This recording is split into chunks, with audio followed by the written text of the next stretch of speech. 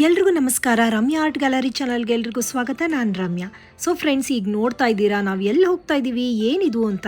So ಹೇಳ್ತಾ ಇದ್ದೀನಿ, ಇವತ್ತೊಂದು ಮಿನಿ ವ್ಲಾಗ್ ಜೊತೆಗೆ ಬಂದಿದ್ದೀನಿ. ಇವತ್ತು ನಾವು ಟ್ರೈನಲ್ಲಿ ಚಿಕ್ಕಮಗಳೂರಿಗೆ ನಾನು, ಪ್ರಸನ್ನ, ಮಕ್ಕಳು ಎಲ್ಲ ಕೂಡ ಹೊರಟಿದ್ದೀವಿ. ಯಾಕೆ ಅಂದರೆ ನನಗೊಂದು ಪ್ರೋಗ್ರಾಮ್ ಇತ್ತು.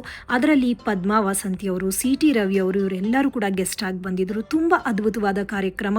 ಸೊ ಇವತ್ತಿನ ಈ ಮಿನಿ ವ್ಲಾಗ್ ಪಾರ್ಟ್ 1 ವ್ಲಾಗ್ನಲ್ಲಿ ನಾವು ಚಿಕ್ಕಮಗಳೂರು ತಲುಪೋದು, ಅಲ್ಲಿನ ಹೋಮ್ ಸ್ಟೇ ಹೇಗಿದೆ ಅದನ್ನು ನಾನು ನಿಮಗೆ ತೋರಿಸ್ತಾ ಇದ್ದೀನಿ. ನೆಕ್ಸ್ಟ್ ವ್ಲಾಗಲ್ಲಿ ಪ್ರೋಗ್ರಾಮ್ ಹೇಗಿತ್ತು, ನಾನು ಹೇಗೆ ರೆಡಿ ಆಗಿದ್ದೆ, ಹಾಗೆಯೇ ಹೇಗೆ ಹಾಡಿದೆ ಎಲ್ಲನೂ ಕೂಡ ತೋರಿಸ್ತೀನಿ.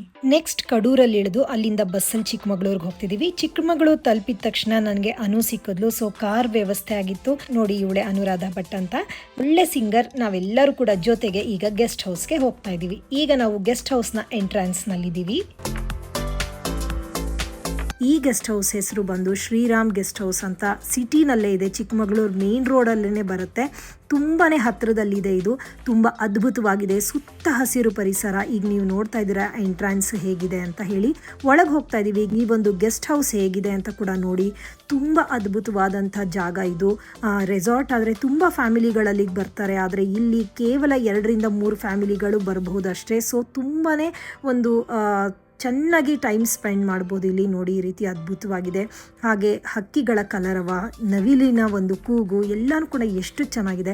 ಸೊ ಮನಸ್ಸಿಗೆ ಒಂದು ಹಿತವಾಗಿರುವಂಥ ಒಂದು ಜಾಗ ಬೇಕು ಅಂತಂದರೆ ಖಂಡಿತವಾಗ್ಲೂ ನೀವು ಇಲ್ಲಿಗೆ ಬರ್ಬೋದು. ಫ್ರೆಂಡ್ಸ್, ರಿಲೇಟಿವ್ಸ್ ಎಲ್ಲರೂ ಕೂಡ. ನಾವಂತೂ ತುಂಬ ಎಂಜಾಯ್ ಮಾಡಿದ್ವಿ ಎಲ್ಲರೂ ಕೂಡ.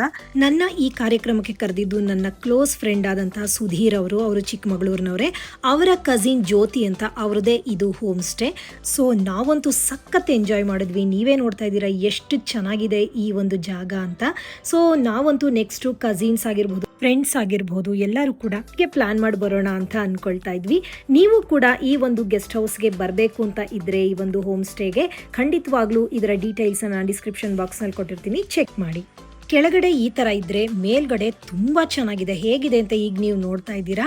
ಮೇಲ್ ನಿಂತಂತೂ ಇಡೀ ಸುತ್ತಮುತ್ತ ಚಿಕ್ಕಮಗಳೂರನ್ನೇ ನೋಡಬಹುದು. ಅದರಲ್ಲೂ ದೂರದಲ್ಲಿ ಕಾಣುವಂಥ ಬೆಟ್ಟಗಳನ್ನು ಕೂಡ ಕಣ್ತುಂಬಿಕೊಳ್ಬಹುದು.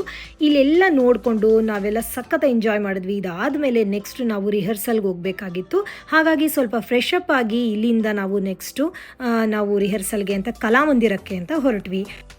ಅಲ್ಲಿ ನಮ್ಮ ಎಲ್ಲ ಗೆಳೆಯರು ಕೂಡ ಸಿಕ್ಕಿದ್ರು. ಅವ್ರ ಜೊತೆ ಎಲ್ಲ ಮಾತಾಡ್ತಾ ಹಾಡ್ತಾ ಅಲ್ಲಿಂದ ನಾವು ಊಟಕ್ಕೆ ಹೊರಟ್ವಿ.